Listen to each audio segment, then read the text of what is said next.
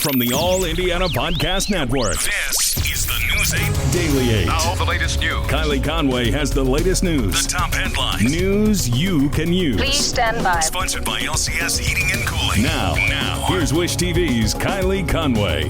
Hi, this is Kylie Conway, and this is the News 8 Daily 8 for Thursday, February 11. After a snow-filled morning, it should shape up to be a rather quiet day. It'll stay cold, of course, with the highs in the low to mid-20s. It's also going to be a bit on the breezy side. Today, House impeachment managers will wrap their case against former President Donald Trump in the impeachment trial. They're focusing on new chilling video from the January 6th deadly riot at the Capitol. Nadia Romero reports they argue it is all a result of Trump's efforts to falsely convince his supporters that the election was stolen.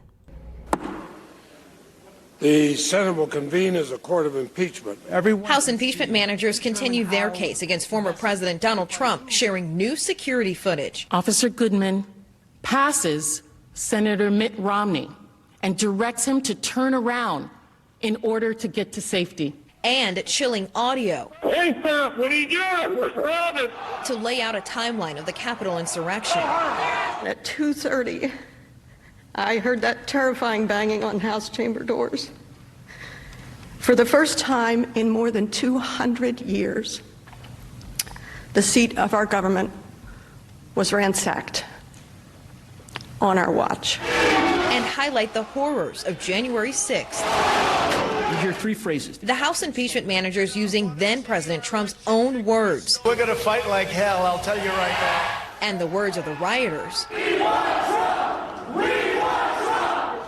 As evidence, Trump committed an impeachable offense, inciting an insurrection. President Trump put a target on their backs, and his mob broke into the Capitol to hunt them down. President Trump's team will get a chance to respond to these charges later this week. With only 6 Republicans voting to support the constitutionality of the case, it's likely he'll be acquitted. I think that pretty well fixes in place what you might see as the eventual outcome. In Washington, I'm Nadia Romero. And President Biden released plans for a Pentagon review of national security strategy on China. He said the Department of Defense has established a task force focused on dealing with the country. Biden talked with China's leader for the first time. CNN reports a senior official says Biden called out the country on its unfair trade and human rights abuses. The two leaders also talked about the economy and military matters.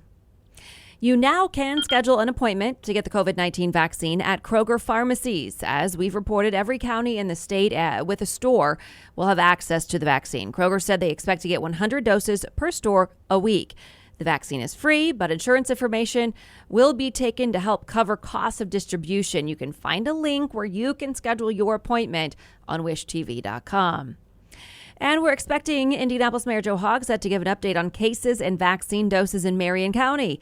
We're also waiting to hear if fans will be able to attend Big Ten or March Madness games. That press conference is set for 3 this afternoon. It'll also be live streamed on the Wish TV News app and the Wish TV Facebook page. We're also getting a better look at which groups will be eligible to get the coronavirus vaccine in the state. People 60 and older are next in line. Then people in their 50s will qualify, as well as people at any age with the following 5 specific risk factors. Those are people on dialysis with active lung or blood cancers, anyone who'd received an organ transplant, people with sickle cell disease, as well as people with Down syndrome. State officials say people with these risk factors are 4 to 10 times higher likely to die from the coronavirus than others. We would vaccinate individuals who are at particular risk of severe illness or death associated with COVID-19 disease based on the latest evidence-based criteria, and that is what we are doing. We continue to use data to drive our decisions. State health leaders have not released when these groups can schedule their appointments. And the CDC now says 2 masks work better than 1 to prevent the spread of COVID-19. The agency says a new study shows double masking, a cloth mask over a medical one, keeps 92% of particles from escaping, thus better protecting others around you. The study also looked at knotting, using the loops to pinch the corners together to create a tighter seal. The researchers say it helps, but not as much as double masking. The CDC is not yet officially recommending either method over one mask. Federal authorities are investigating a massive counterfeit N95 mask operation. Authorities say fake 3M masks were sold in at least 5 states to hospitals, medical facilities, and government agencies. Officials did not say which states or companies were involved because they're still investigating. There have been more than 1,250 raids by law enforcement that have seized 10 million counterfeit 3M masks already. Instagram has removed the account of Robert F. Kennedy Jr. over claims that he made about the coronavirus and vaccines. This week, the company that owns both Facebook and Instagram said it would crack down on vaccine misinformation. Kennedy's Facebook page is still active, and according to the social media giant, there are no plans to take it down right now. Kennedy is the son of the late former U.S. Attorney General and presidential candidate Bobby Kennedy. And a report is out this morning that gives us a closer look at how the health crisis impacted jobs in Indiana. The Brookings Metropolitan Policy Program put the data together. It found that 87% of Indiana jobs that were lost in April of last year were back by November. According to the report, that is the 9th best recovery of all states. The data also sheds light on which groups felt the most economic pain from the pandemic. More than half of Black and Latino people in the state have experienced income loss since March. More than half of people aged 18 to 39 also lost income during that same time period. Searching for a romantic summer getaway? Escape with Rich Girl Summer, the new Audible original from Lily Chu. The exquisitely talented Philippa Sue, returning to narrate her 5th Lily Chu title. This time, Philippa is joined by her real-life husband, Stephen Pasquale. Set in Toronto's wealthy cottage country, aka the Hamptons of Canada, Rich Girl Summer follows the story of Valerie, a down-on-her-luck event planner posing as a socialite's long-lost daughter, while piecing together the secrets surrounding a mysterious family and falling deeper and deeper in love with the impossibly hard-to-read and infuriatingly handsome family assistant, Nico. Caught between pretending to belong and unexpectedly finding where she truly fits in, Valerie learns her summer is about to get far more complicated than she ever planned. She's in over her head and head over heels. Listen to Rich Girl Summer now on Audible. Go to audible.com/richgirlsummer. Marion County school leaders are asking the State Department of Education to cancel standardized testing. Hamilton County and other districts sent a similar letter last week.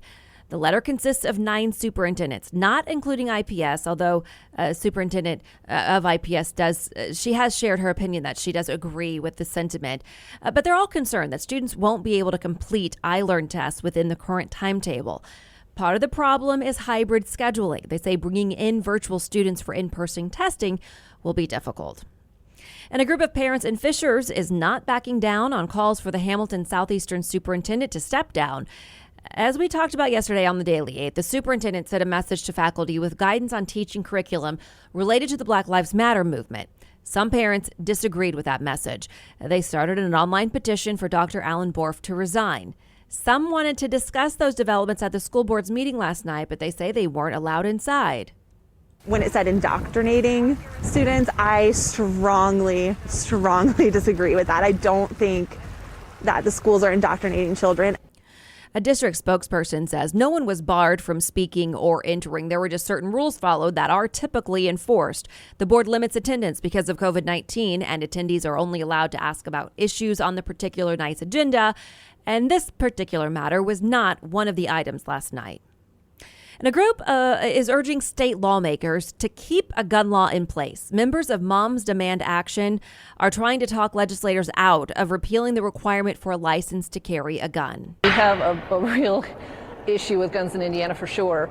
We are the 19th state for deaths by gun. Gun control advocates say licenses and background checks are important safeguards.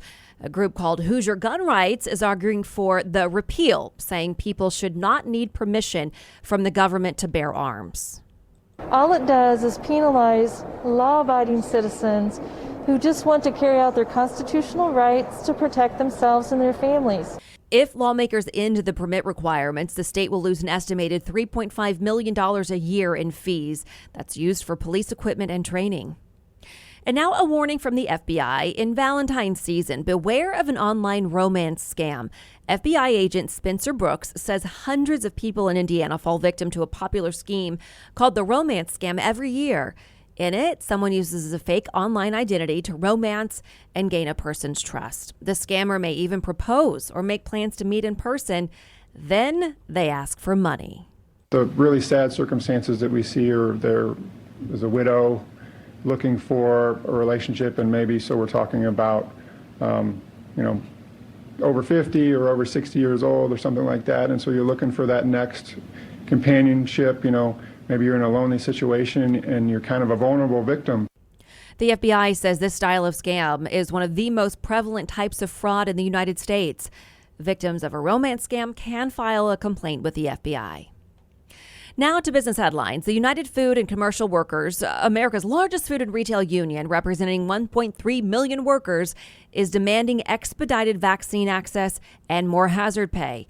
Union leaders argued frontline grocery store workers should be a priority for the vaccine as they continue to serve their communities at the risk of catching COVID-19. Another airline CEO has urged the federal government to not make coronavirus testing mandatory for domestic flights. Southwest CEO says it's not a good idea. He says it would cost a lot and put customers and employees to more interactions. Delta CEO said something similar earlier this week. Best Buy notified store owners this week that the retailer was cutting some jobs and reducing hours. The Wall Street Journal reports that the big box chain adapts to a world where more shopping happens online. The company has reported skyrocketing sales in recent quarters as pandemic-weary shoppers stock up on appliances, video game systems, and other electronics. A chip shortage that started in a surge in demand for personal computers and other electronics for work or school from home during the pandemic now threatens to snarl car production around the world. Semiconductors are in short supply because of big demand for electronics. Chips are likely to remain in short supply for months. A global study finds people trust robots more than themselves with money. The study was done by Oracle and found that robots take the emotion out of finances, including controlling spending and picking stocks. In fact, research shows growing confidence among consumers and business leaders that robots handle finance tasks better than people. All right, now to a bit of sports. The Dallas Mavericks will start playing the national anthem again and on orders from the NBA.